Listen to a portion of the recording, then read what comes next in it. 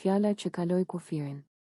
Ishte një nga ato ditë kur shtëpia dukej sikur merrte frymë me vështirësi. Debatet e javës kishin lënë gjurmë dhe çdo fjalë dukej si shkrepse mbi benzinë. Alba po rrinte në kuzhinë kur dëgjoi Labinotin duke komentuar sërish për të, me atë tonin përbuzës që e kishte ndjekur prej ditësh. Ti gjithmonë bën viktimën, tha ai. Por të gjithë e dim si je. Diçka u këput brenda saj. Alba u afrua me hapa të shpejt, syt I shkëlqenin nga inati. Mos ma përmend më emrin, I tha. Se una do të rrah ty dhe marr zarf të zi, s'më intereson fare. Në sallon ra heshtje e rënë.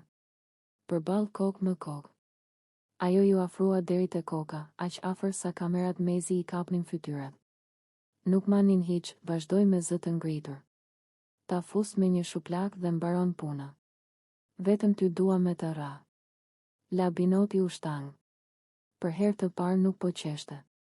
Qetësohu, Alba, tha me ton më të ulët. Po e tepron. Por fjalët tashmë kishin dalë. Banorët u ngritën menjëherë. Ndërhyrja. Mira e kapi Albën nga supet. Mos e bëj këtë, të lutem. Do e prishësh veten. Arbeni doli para Labinotit. Largohuni të dy, tani. Zëri I Begjuti jehoi në altoparlan. Banor, distancë menjëherë. Çdo kërcënim fizik është shkelje e rënë. Alba po dridhej nga adrenalina. Nuk ishte vajza e qetë që njihnin, ishte dikush I shtyrë në skaj. Çfarë ndodhte brenda saj? Në dhomën e rrëfimit ajo u ul e lodhur. Nuk jam njeri I dhunës, tha me lodh. Por më ka shtyr ditë të tëra. Më poshtëron, më provokon sot më doli shpirti. Psikologu I shtëpisë I foli qetë për pasojat e fjalëve dhe për mënyrat për të ndalur zemërimin para se të kthehet në veprim. Fuqia jote nuk është grushti, I tha zëri pas kamerës. Është kontrolli. Versioni I Labinotit. Edhe ai u thirr. Nuk mendova se do shkonte deri këtu, pranoi. Por s'është normale me më kërcënuar hapur. Produksioni I kujtoi se edhe provokimet e tij verbale kishin ndezur situatën. Shtëpia e ndarë. Disa banor u friksuan nga shpërt. Himi I Albës. Të tjerë e kuptuan dhimbjen pas atyre fjalëve. Suanita tha. Kur e shtyn njeriu në cep, ai bëhet dikush që se njeh as vet. Arbeni u përgjigj. Po dhuna nuk ka justifikim. Debati moral vazhdoi gjithë natën. Përballja e ftohtë. Më vonë produksioni I uli të dy në sallon për sqarim publik. Alba foli e para. E di që fjalët e mia ishin gabim. Nuk dua me e prek askën. Por dua respekt. Labinoti tundi kokën. Edhe unë e teprova me gjuhë.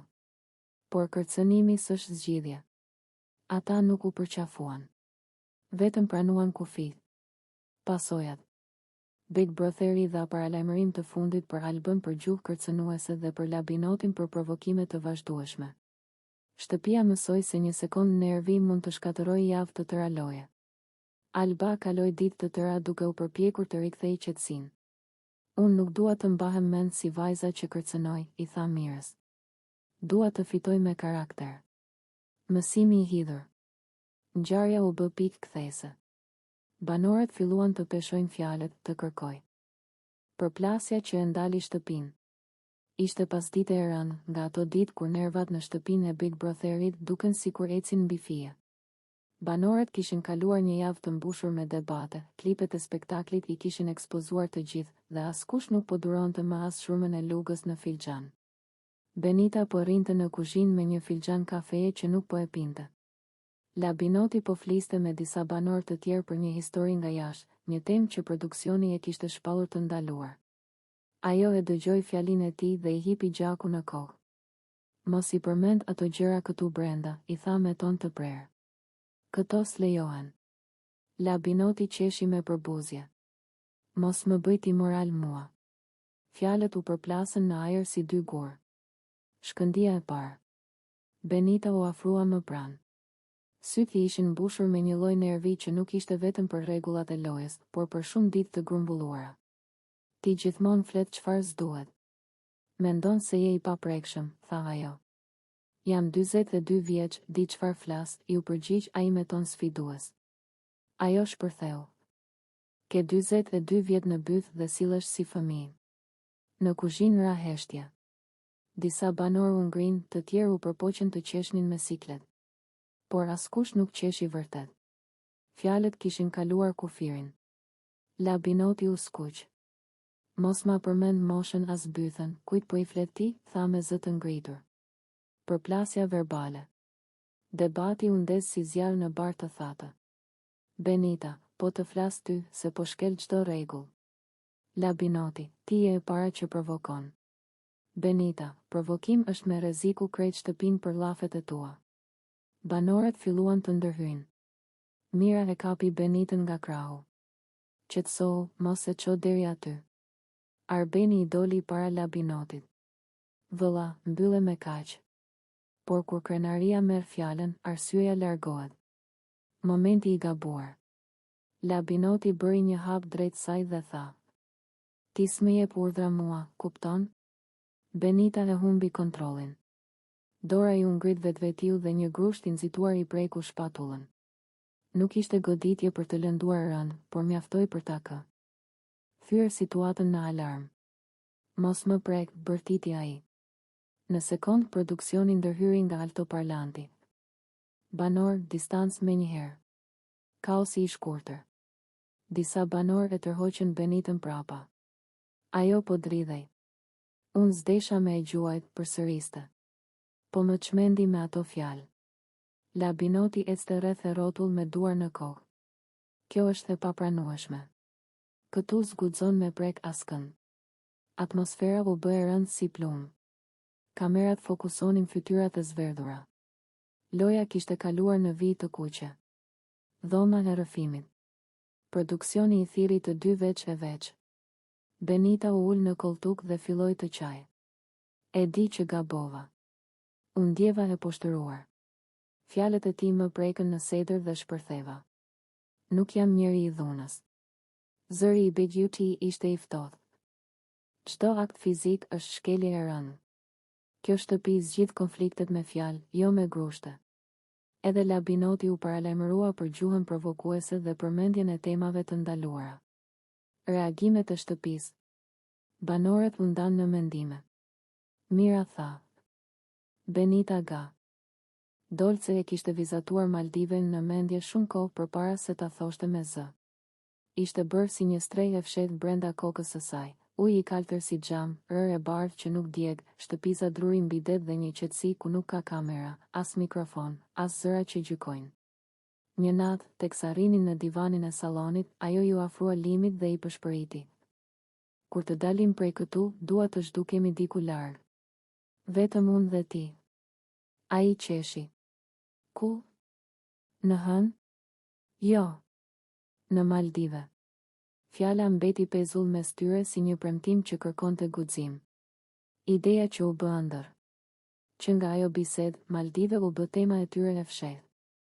Kur të tjerët flisnin për finale, për famë, për projekte televizive, ata flisnin për det, për mëngjese pa alarme, për net ku askush nuk I filmon.